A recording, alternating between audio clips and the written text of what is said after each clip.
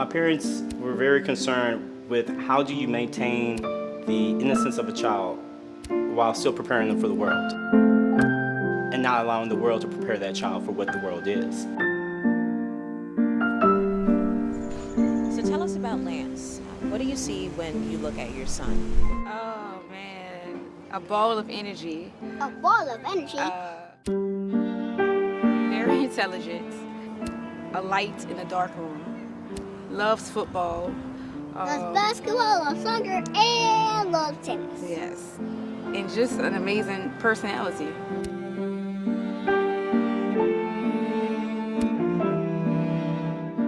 My sons are awesome. They love sports. But during this pandemic, I guess, I didn't realize how much they like coding. I would hope that they see what I see, which is an incredible young black little boy.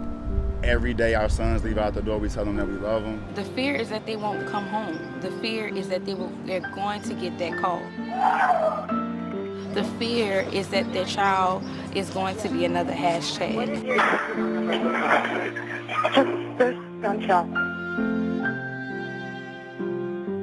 What am I bringing my child into?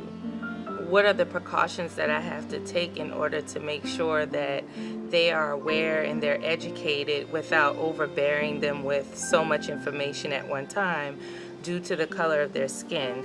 A child is supposed to have innocence, and obviously some of that is ripped from children far too soon.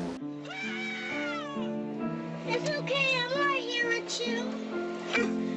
That's a myth to think that these kids don't know what's going on. They see it and they live it the same way we do. And the best thing that we can do is equip them and be a support system for them. Just the color of his skin, you have these preconceived notions that may have nothing to do with his character, nothing to do with him, but that's how we move throughout the world in a sense that it's called prejudice. We do have I'm Black and I'm Proud. We talk about that. We talk about race. We talk about all black people are not good, all white people are not inherently bad. But we're talking about knowing how to, when you see a threat, being able to recognize it. I do not want him to grow up with anger in his heart to hate and disrespect authority when it comes to police or anyone for that matter. There's some discomfort in having these kind of conversations, but it has to happen. Speak to Lance, if this were Lance in the camera, and you were having the talk with him, what would you say to Lance?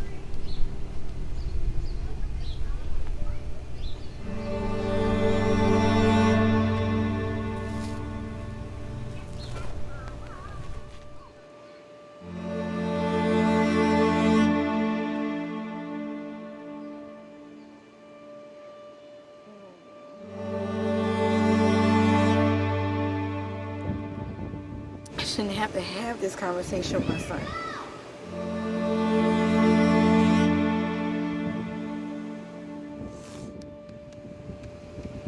I shouldn't have to tell my son that there are going to be white people that don't like you. Not because of your talent or not because of you. They're not gonna like you because of your skin. I shouldn't have to have that conversation with my son. My son should be able to live a free and happy life as a child.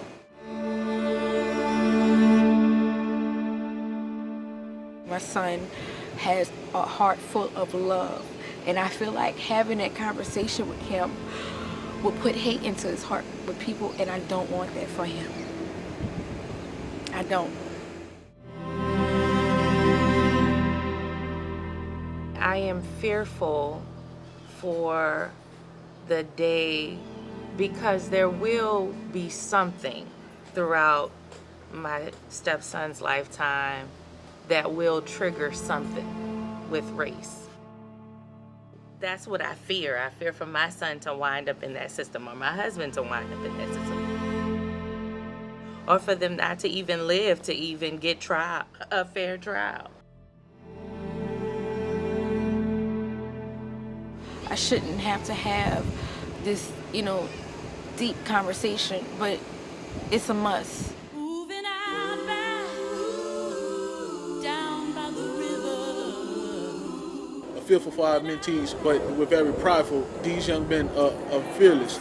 The best thing that we can do for them is to equip them with the tools they needed to survive. I have to plan and prepare him for his future, even if that means preparing him for the worst of his future.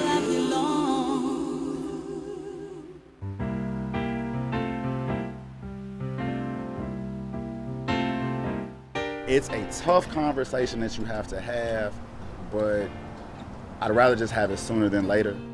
There is a road down. Because it does take a long time to process. I'm 34 years old almost, and I'm still processing it now. So it's gonna take a while. Oh, so long. That's the road of life down by the river. It's frustrating that nobody understands but us.